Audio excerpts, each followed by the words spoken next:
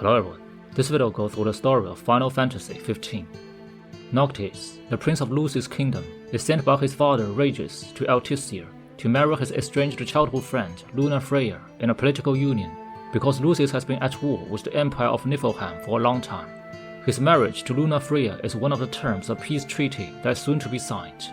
Accompanied by 3 of his friends, Gladiolus, Ignis, and Prompto, Noctis bid farewell to his father. The prince's car breaks down in the middle way, so the group head toward Golden Key to take a ferry to Altissia.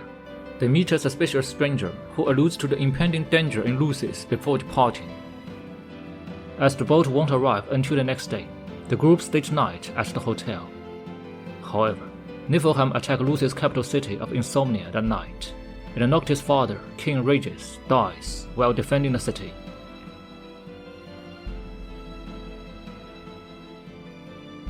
Learning the news the next morning, Noctis decides to return to capital city.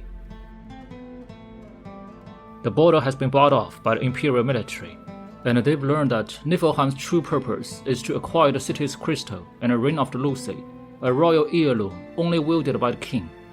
In an outskirt tomb, they meet Marshal Cole of the Crown's Guard, who tells Noctis that as a king, he must inherit the souls of past kings to gain the power he needs to reclaim the throne. Upset by his father's having lied to him about the true reason to send him away, Noctis is told by Cole that Regis wanted Noctis to remember him not as a king, but as a father, and he believed in his son to protect his people. After helping the group take out the army within the Nordiscan blockade and defeat Loki of the Niflheim military, Cole departs. The party reaches Lestalen in the Dusky region to meet Gladiolus' younger sister Iris, who has been in Insomnia when Niflheim attacked, but escaped with the help from the family butler Jared. She tells the group that Lunafreya made it out of Insomnia safely. Noctis experiences a headache-inducing vision of the Disk of Cauthis, an ancient crater where a meteorite is said to have fallen years ago, and a legend's tale of the astral god Titan still holding up the meteorite on his back. On the Lestalen outlook, the group encountered the stranger they has run into in Golden Key, who introduces himself as Odin. He informs them through poetry that the astral titan is calling to Noctis, and claims to be able to take them to the Disk of Cauthis. Odin opens the Imperial gates to let Noctis' party into the Disk, but will not accompany them. Noctis comes face to face with the Archean Titan that rises from underneath the glowing meteorite. He cannot understand what the Titan wants, until he has a vision of Lunafreya communing with the Astral, realizing that she wants to rouse Astral Guards, the Six, to help Noctis' cause. Niflheim troops arrive to the site and attack Titan. Noctis and his party are caught in a crossfire. Titan engages Noctis, who parries the giant's attacks, until his friends arrive to blast the Titan's arm off with blizzard spells.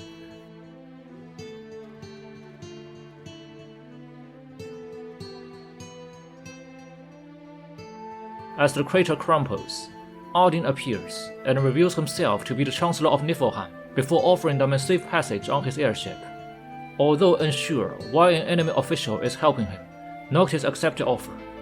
The prince's car Regalia has been taken to a nearby Imperial base, so the party decide to infiltrate inside to retrieve the car. They storm the base under the cover of night and find Regalia, demolishing the troops stationed at the base by summoning Ramuh, one of the 6 astral gods. As they try to leave with the Regalia, they are accosted by Ravers, Lunafreya's elder brother. Ravers was the former prince of Tenebrae before it was annexed by the Empire, but now works as the high commander of the Imperial army. As Ravers overpowers Gladiolus and threatens Noctis, Odin intervenes and lets the party leave. Upon returning to Lestalen, they discover that Jara has been killed, and Imperial flags have been posted around the city.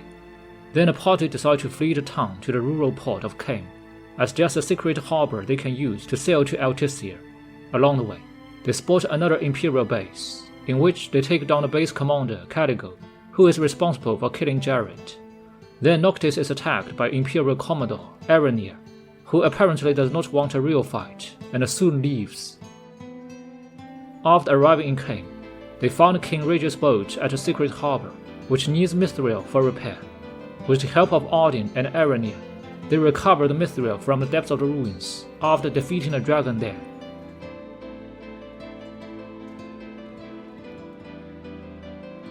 Noctis and his friends cross the ocean with royal vessel to Altissia, where Luna Freya is being sheltered by Altissian government.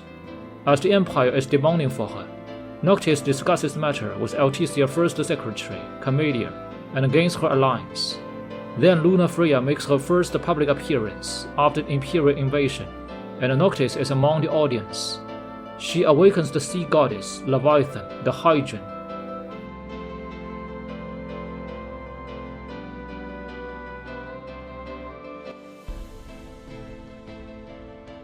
Luna Freya asks Leviathan to give her power to Noctis, the rightful king.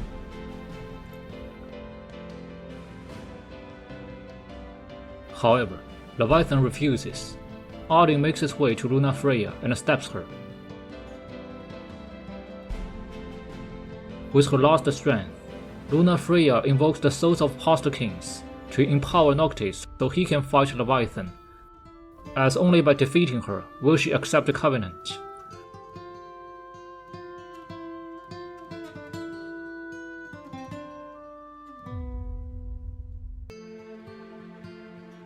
Noctis defeats her with the help of Titan and passes out. A dying Luna Freya crawls over to him and heals him.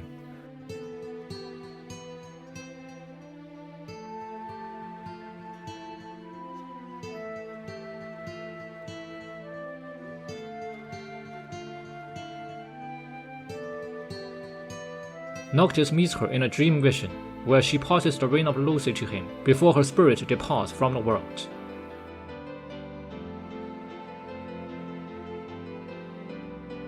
He awakens several days later to discover Luna Freya has died, and Ignis was wounded during evacuation and lost his eyesight. Several weeks later, Noctis' group travels on a train towards Gradia, the capital of Niflheim, where the crystal has been taken. The train is attacked by the Imperial army. As Noctis and Prompto board the train after fending off an Imperial aerial assault, Noctis boards Odin holding Prompto at gunpoint.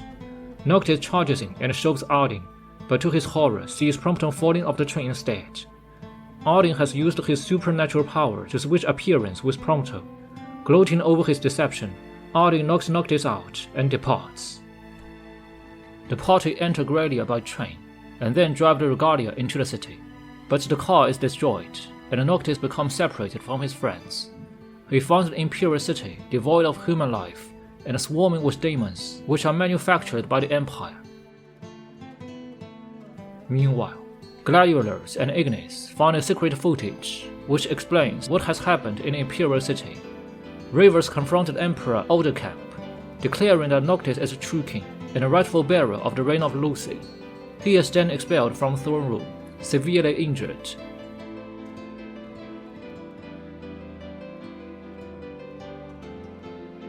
Gladiolus and Ignis catch up with Noctis after the latter merely escapes the trap. They found Prompto, who had been brought to the keep by Odin.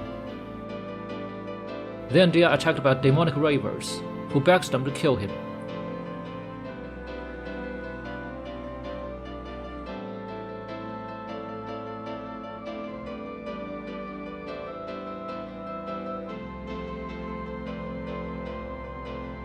Urged by his friends, Noctis makes it to the crystal alone.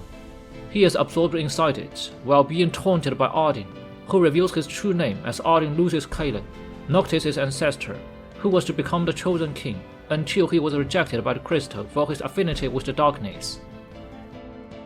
In an otherworldly dimension, Noctis meets the astral god Bahamut and is made aware of his destiny as the true king. Noctis awakens on a remote island of Angel God, having absorbed the crystal powers. The world is now shrouded in darkness, and he discovers he has been gone for 10 years. Noctis' old friends have become demon hunters, trained by Kor to one day accompany him upon his return to reclaim his throne and return light to the world. The four friends enter the ruins of Insomnia to where Odin has taken a crystal. Odin summons meteorites to set the Crown City ablaze, and cloaks the Citadel building with war magic of his own making, tainted with demonic energy. Noctis and his friends fight their way to the Citadel, which they find guarded by Cerberus. After dispatching Odin's demonic god Dark, Luna Freya's spirit appears to summon astral gods to break war around the Citadel building, helping the party get through.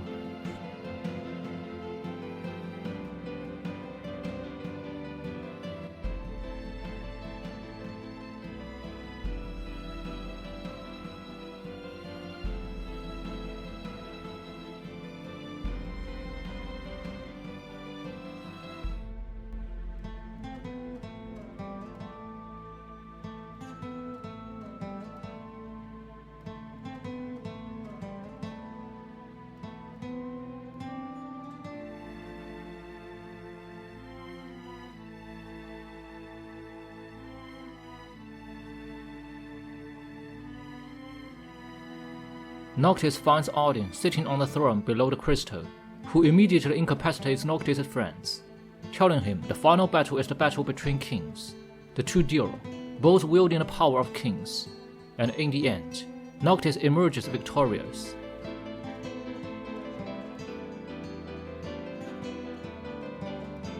As Odin dies, he tells Noctis to see him on the other side. Then Noctis sends his friends away and sits on the throne.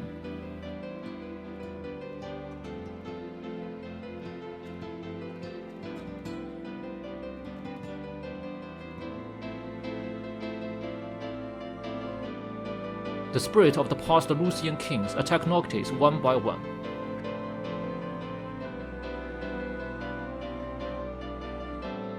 His soul departs and is taken by the reign of the Luci. Now wielding the full powers of the light, Noctis' departing spirit finds Odin in a limbo and erases the Star Scourge from his soul with the help of the past Lucian kings. The reign of the Luci breaks, and with the prophecy fulfilled, the sun finally rises.